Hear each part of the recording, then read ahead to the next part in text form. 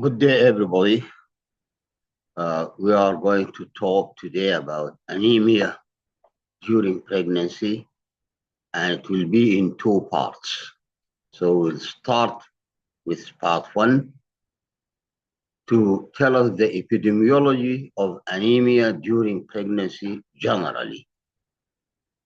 That's figures are taken from the WHO World Health Organization estimations, and estimates that the global prevalence of anemia during pregnancy is over 40%, while the prevalence of anemia during pregnancy in North America is about 6%. That's because the prevalence of anemia in pregnancy is higher in developing countries compared to developed countries, and we'll find that about 56% of pregnant women from low and middle income countries were reported to have anemia. So this is the geographic, social, economic variations, as we will see. This is the reference of the World Health Organization. What sort of anemia could occur during pregnancy? It could be physiological, and we will see in a minute what we mean by physiological anemia. Could be pathological, iron and folic acid deficiencies. It could be hemorrhagic, hemolytic, bone marrow insufficiency, hemoglobinopathies. So just to understand some physiological changes during pregnancy as far as the blood volume is concerned and the elements are concerned. So blood volume during pregnancy increases. The increase occurs in both plasma and erythrocyte, but less in erythrocyte. That's why we get low hemoglobin, and that could explain what we meant by physiological anemia. As we will see, while the red cell mass increases by about 15 to 20% during pregnancy, the plasma volume increases by about 40%. And you can see the disproportion of the increase that would lead to low hemoglobin. So hemoglobin concentration and hematocrit decrease. And for the definition of anemia during pregnancy, we take the figure 11 grams or less. Anything below 11 grams is anemia. Moderate, there is also moderate erythroid hyperplasia in the bone marrow physiologically. An elevation of the reticulocyte count. There is increase in maternal plasma erythropoietin level that peaks early in the third trimester. So these are the physiological changes that occur in a normal pregnancy. What about the metabolic? That was the blood volume.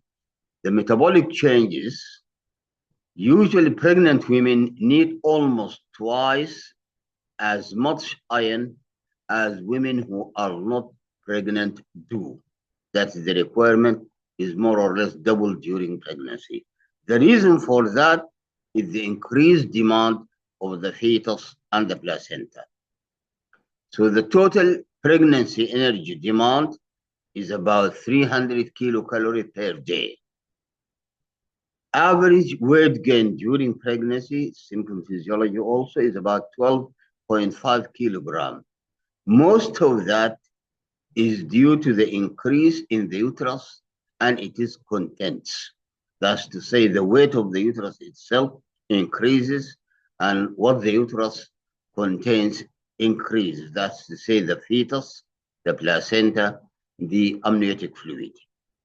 And also due to the increase in the extravascular, extracellular fluid during pregnancy. But there is very little increase in the maternal reserve itself. That's to say, very little increase in the cellular volume and deposition of new fat and proteins in the pregnant woman herself. That's to say, most of it is due to the uterus and what it contains and the extravascular, extracellular fluid. What happens to the electrolytes during pregnancy? There is an increase in total accumulation of sodium and potassium, but the serum concentration is decreased due to increased plasma volume. So in spite of the total amount of sodium and potassium is increased, if you do the test in the serum or in the blood, you will find decrease because of the increased plasma volume. That is sodium and potassium. Another element is calcium. Serum calcium level decreases as the fetus requires calcium up to 200 milligram per day deposited in the fetal skeleton in the third trimester. So a lot of calcium is needed for the fetal skeleton. Adequate dietary supply to prevent depletion from the mother, especially adolescent mothers who are still growing. So we need adequate supply to the mother or the pregnant mother who may still be young and still she needs calcium for her growth. So we need to give them supplementation of calcium due to that reason and what the fetus requires. The fourth element is magnesium, decreases during pregnancy. There is little change in metabolism of most of other elements except iron. And iron, we will take it in detail to see what happens to it. Total iron content in a normal woman is 2 to 2.5 grams, while the amount in men is about half this value. The requirement for normal pregnancy is about 1,000 milligram. That's distributed as follows: 300 milligram transferred to the fetus and the placenta, 200 milligram excreted, 500 milligram for increased erythrocyte production. As we have mentioned, the erythrocyte volume will increase during pregnancy. Total iron requirement is about 6 to 7 milligram per day in the second half of pregnancy. And as we will see in a minute, the requirement for iron increases with the progress of the pregnancy. Amount of iron absorbed from diet and mobilized from the stores is insufficient because of this increased need. So what should we do? Supplementation. Good amount of iron, enough there. When you come the pregnancy, it won't be enough. We need to supplement it, and we know that the iron requirement increases with pregnancy. So about half of the added erythrocytes are lost after delivery, and they contain, of course, iron. That is the figure to tell you estimated daily iron requirements during pregnancy. And here the graph is telling you during menstrual cycle here, the required 1 to 7 milligram per deciliter, very little during the menstrual cycle. Then the lady conceived, and this is the first trimester, second trimester, third trimester. So you will see that the increase starts at the beginning of the second trimester, reaches its maximum in the third trimester because of the fetus and the placenta. After delivery, lactation, and then menses again. Postpartum period, the requirement is not as definitely far less than what is required during pregnancy. So this tells you the requirement of iron and also what do we do for supplementation. Then we go into the formation of RBCs, erythropoiesis, confined to the bone marrow in adults. That's simple physiology. I'm just reminding you of it. RBCs are formed through stages of pro-normoblast, normoblast, reticulocyte, and finally the mature non-nucleated erythrocyte. These are the stages which you will find in the bone marrow depending on the development of the RBCs. The lifespan of the RBC is about 120 days. So after 120 days, they degenerate.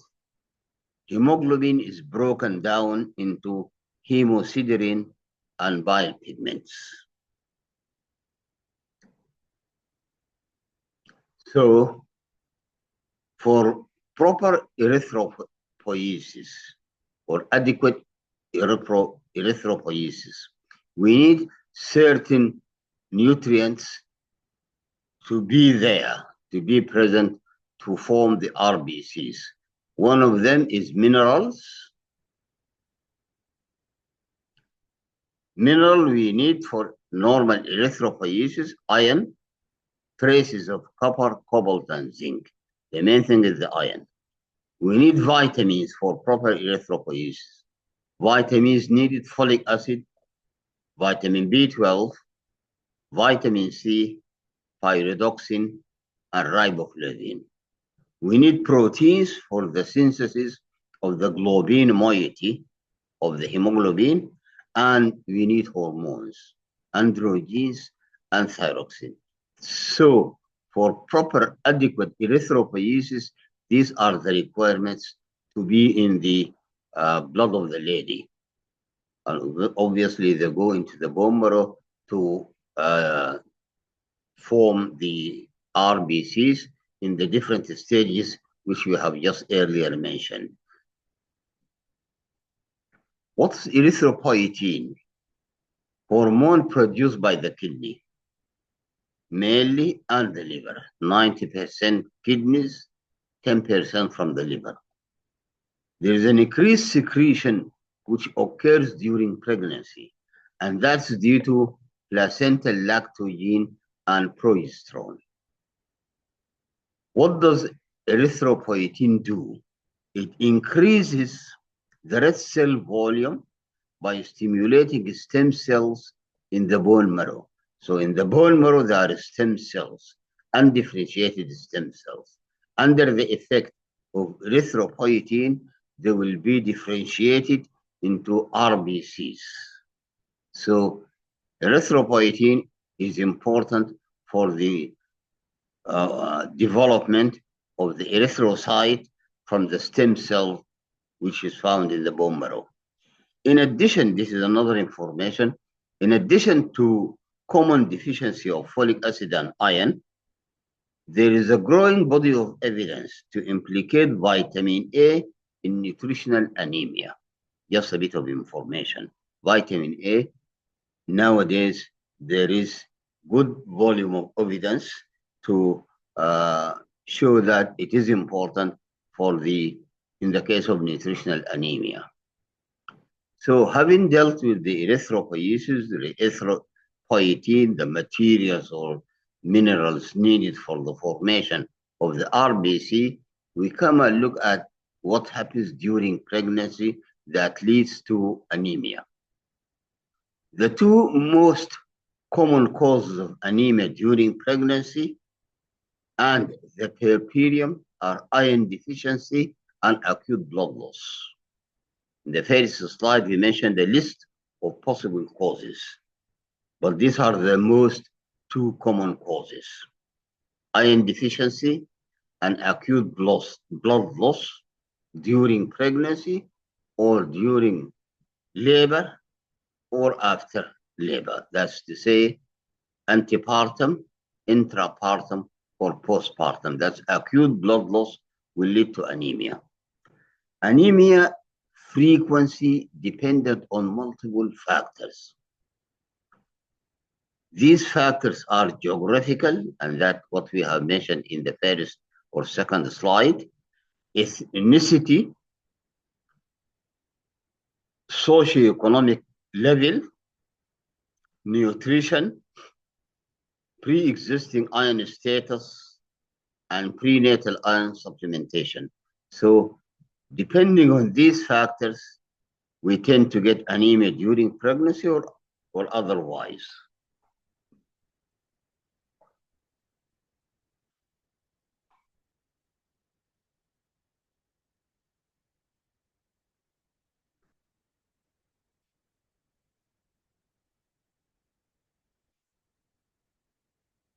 With moderate anemia, incidences of fetal growth restriction, low 5-minute Apgar score, and perinatal mortality are increased. And then we will see the definition of moderate anemia, what we mean by it. So there is an IUGR, 5-minute Apgar score, and the perinatal mortality is increased. The women had 2.5-fold increase risk for blood transfusion. So initially we can treat it with iron, as we will see, but some women they need to have blood transfusion. That is from the American College of Obstetrician and Gynecologists, 2021. So what are the possible causes of anemia during pregnancy? The two common causes we have mentioned, iron deficiency and acute blood loss. But there are other possible causes of it. They could be acquired or hereditary. Acquired iron deficiency anemia and acute blood loss. Also anemia due to chronic diseases. Megaloblastic anemia, hemolytic anemia, aplastic or hypoplastic anemia. All these are acquired. When we go to the hereditary, inherited one, thalassemia, sickle cell hemoglobinopathies, other hemoglobinopathies, and hemolytic anemia. So the list of the possible causes is quite big. So we have to look into it, whether it is acquired or whether it is inherited. So anemia during pregnancy, defined by the Centers for Disease Control and Prevention in the USA and also by the WHO, anemia of iron supplemented pregnant women using a cutoff of the 5th percentile, which is 11 grams per deciliter in the first and third trimester and less than 10.5 grams deciliter in the second trimester. So 11 or less than 11 actually, less than 11 grams in the first and third trimester, while less than 10.5 grams per deciliter in the second trimester because of the hemodilution that occurs mostly during the second trimester. The modest fall in hemoglobin and hematocrit values during pregnancy stems from a relatively greater expansion of plasma volume compared with red cell volume. Just repeating the statement we have earlier mentioned, that there is a disproportion between the increase in the plasma volume and the RBC volume. The disproportion between the rates at which plasma and erythrocytes add to the maternal circulation is greatest during the second trimester. So during the second trimester, this disproportion is greatest. This is why we take a figure of 10.5 grams per deciliter. In the first and third, it is less than 11 grams per deciliter. That is the CDC. Commonly classified according to the mean corpuscular volume, and that we will mention and say whether it is normocytic, microcytic, or macrocytic, measuring the mean corpuscular volume. Normocytic, 80 to 100 femtoliters. microcytic about 80 and low macrocytic 100 or more. So this is according to the mean corpuscular volume. Then the hemoglobination, either it is hypochromic, low mean corpuscular hemoglobin, or normochromic. So hypochromic could be shown by two, low mean corpuscular hemoglobin or on peripheral smears to see it hypochromic, or it could be normochromic. Common types of anemia that are encountered during pregnancy include physiological anemia of pregnancy, the one we have just alluded to and mentioned, iron deficiency anemia, and less often the megaloblastic anemia. These are the one we are going to talk about. The hemorrhagic one we talked about them bleeding either during pregnancy, during labor, or postpartum. So when we come to describe, we will say this is normochromic, normocytic. That is the normal. Looking at the mean corpuscular volume and the mean corpuscular hemoglobin concentration. So anemia during pregnancy. What happens? Multifetal gestational requirements are considerably high. Multiple pregnancy requirements. This amount exceed the iron stores of most women and result in iron deficiency anemia unless supplementation is provided. In the third trimester, additional iron is needed to augment maternal hemoglobin levels and for the transport to the fetus. And you have seen in the graph, which we have presented earlier on during our talk, that the maximum need for iron is during the third trimester. What are the symptoms of anemia? This is general anemia, whether during pregnancy or not. There are mild symptoms, but you have to be aware of them.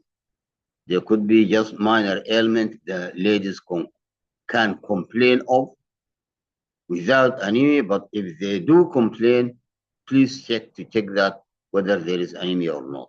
Symptoms: tiredness, weakness, shortness of breath, pale or yellow skin in white people, while in black or brown, there is no change or it couldn't be noted even if it is there.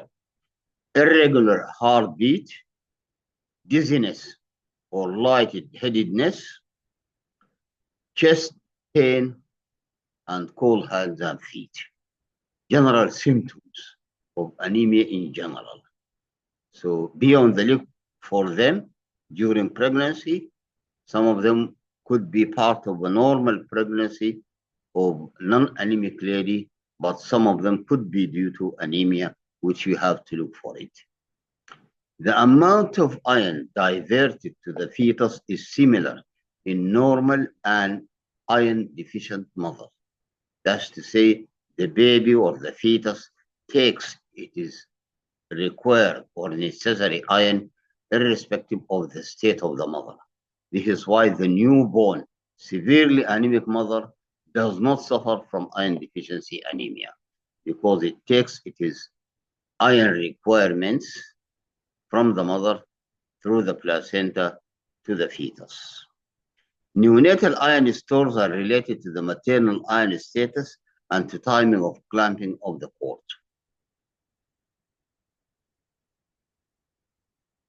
So, complications of anemia on the fetus and on the mother.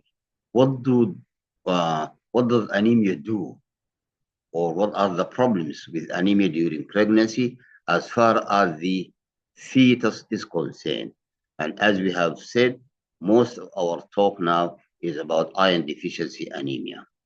So iron deficiency anemia during pregnancy is linked to a number of harmful effects on the fetus. These are intrauterine growth restriction, intrauterine fetal death, infection, preterm delivery, and neurodevelopmental damage, which may be irreversible. So these are the possible complications that could occur on the fetus as a result of iron deficiency anemia. What are the maternal outcomes or the maternal complications of iron deficiency anemia? That leads to what we call severe maternal morbidity is increased approximately twofold in antepartum maternal anemia. Severe maternal morbidity defined by what? Just they use this term, but you can just enlist the possible complication without mentioning the term severe maternal morbidity. This is maternal death, of course, this is maternal mortality. It's not morbidity, it's maternal mortality. Then the morbidity that occurs pre-eclampsia and eclampsia, blood transfusion and its complication. Hysterectomy may be needed during the process of delivery due to bleeding. Intensive care unit admission at delivery and or postpartum hemorrhage, cesarean delivery, and infection. So this is what could happen to the mother during pregnancy as a result of the anemia. So how to diagnose anemia?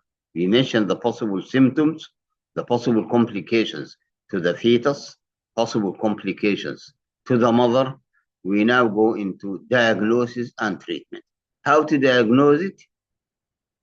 Do complete blood count.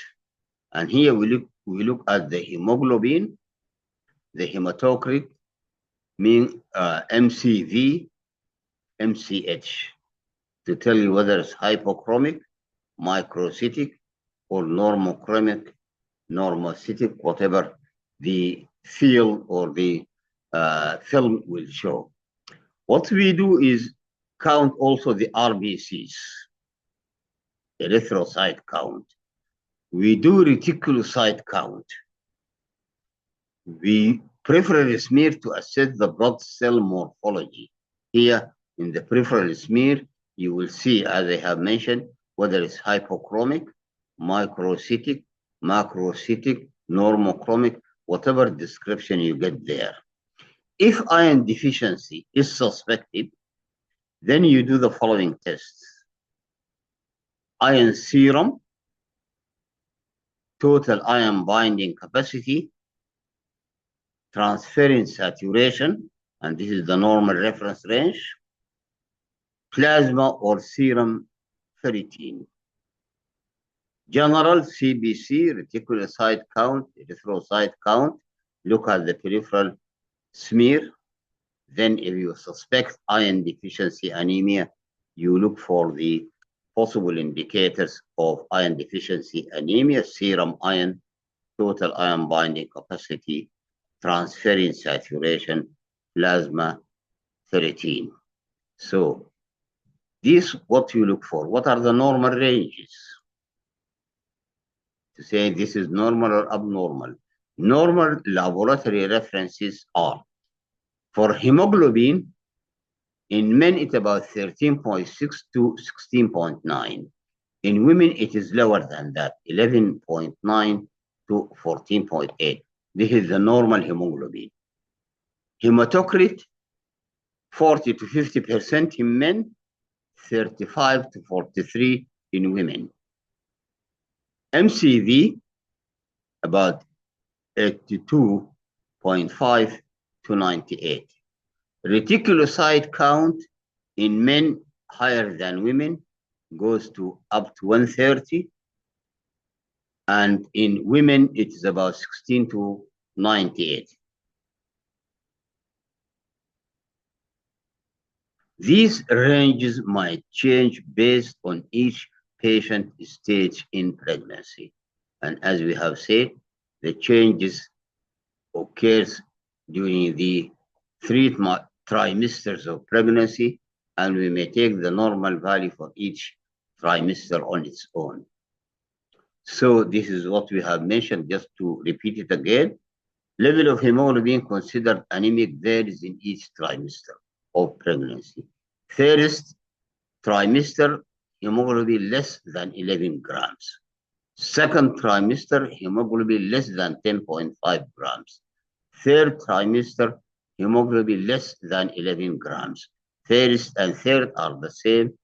Second, because the maximum increase in the plasma volume occurs during the second trimester, resulting in this figure we take.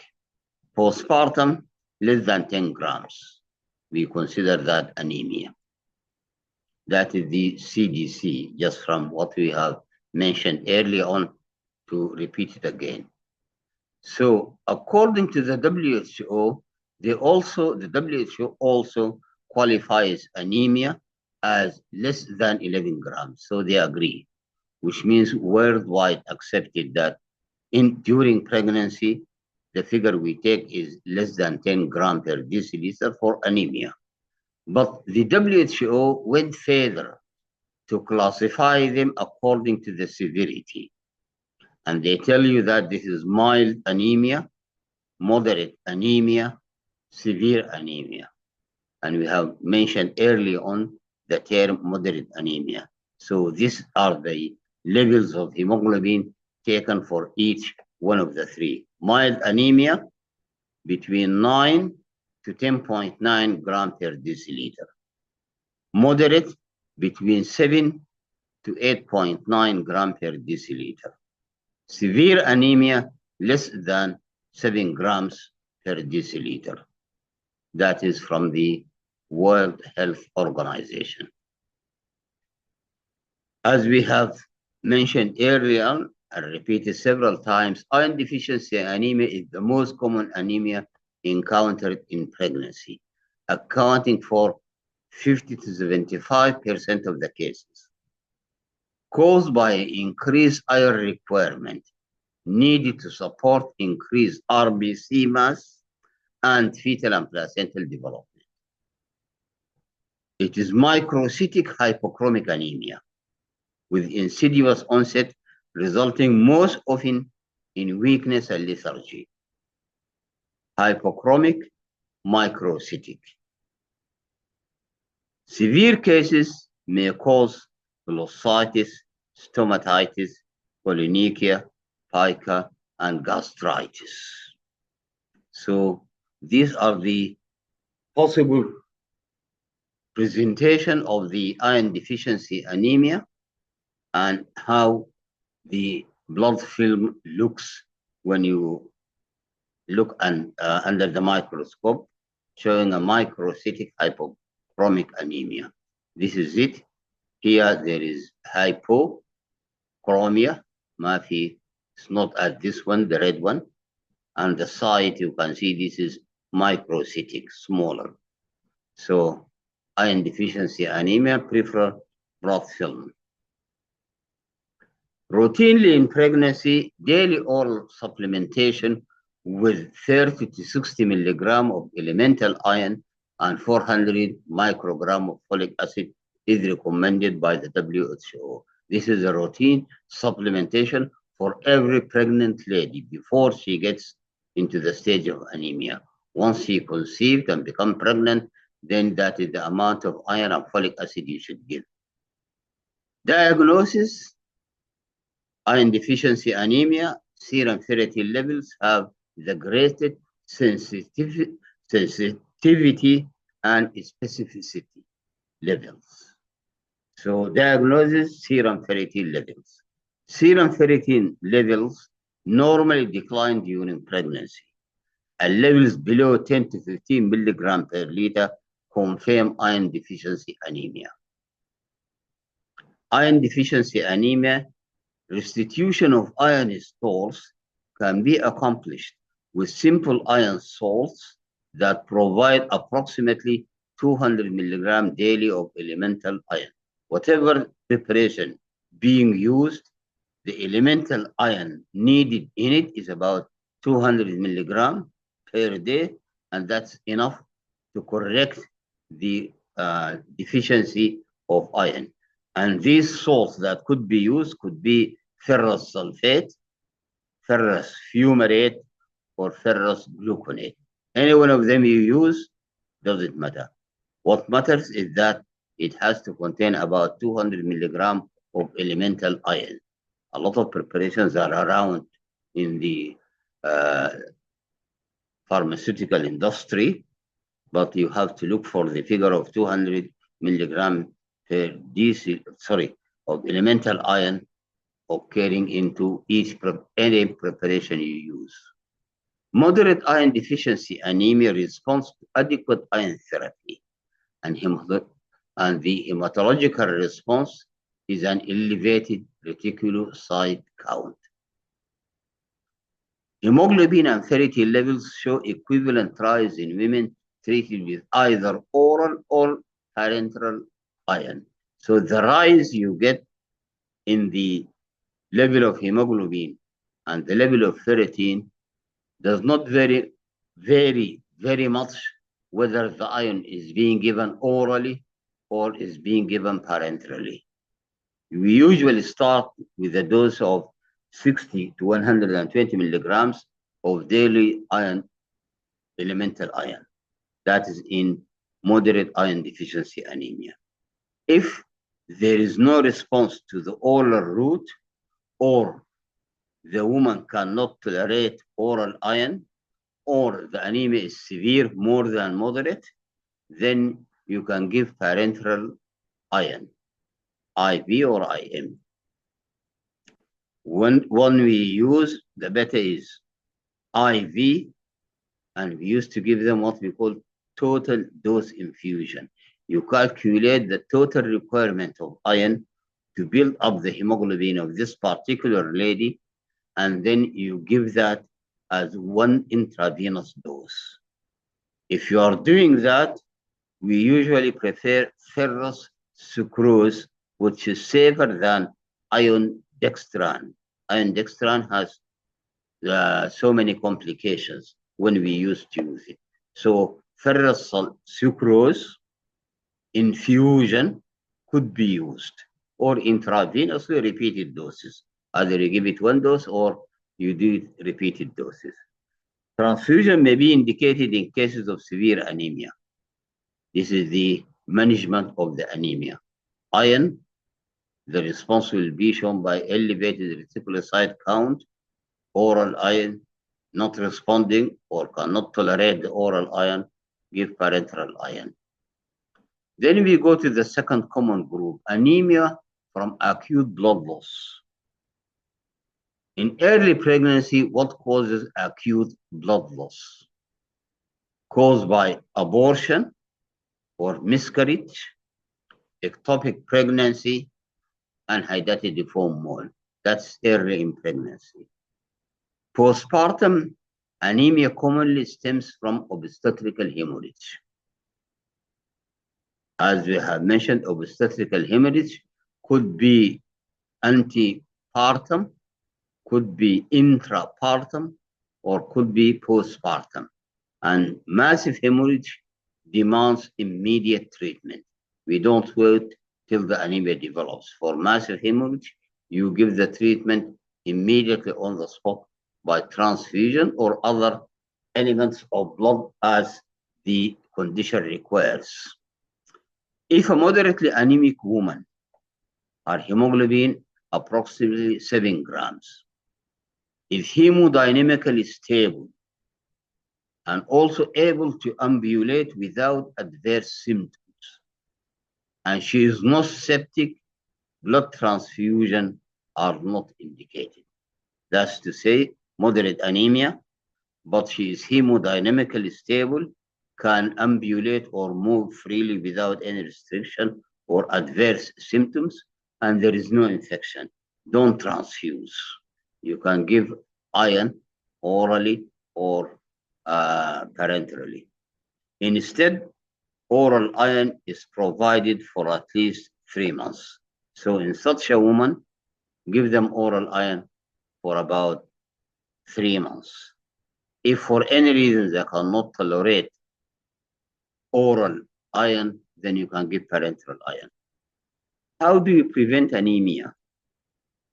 Iron deficiency.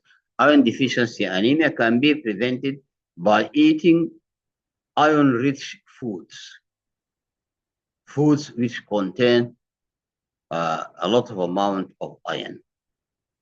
These are the liver, but we avoid the liver eating during pregnancy for possible birth defect due to certain type of vitamin A that has been shown recently. We used to advise them to eat liver, but has been shown that it could cause some birth defect because it contains certain type of vitamin A. Other food materials which are rich in iron are red meat and poultry, normal sheep, cow, whatever it is, chicken, whatever it is. Seafood, beans and nuts, dried fruit such as dried apricots, fortified breakfast cereals, green leafy vegetables such as spinach. So these materials or food materials are rich in iron. So we advise ladies to take whatever is available in her situation or whatever she can afford so that we can prevent iron deficiency anemia to take place. So this is the end of the third session of our talk and we stop here for it.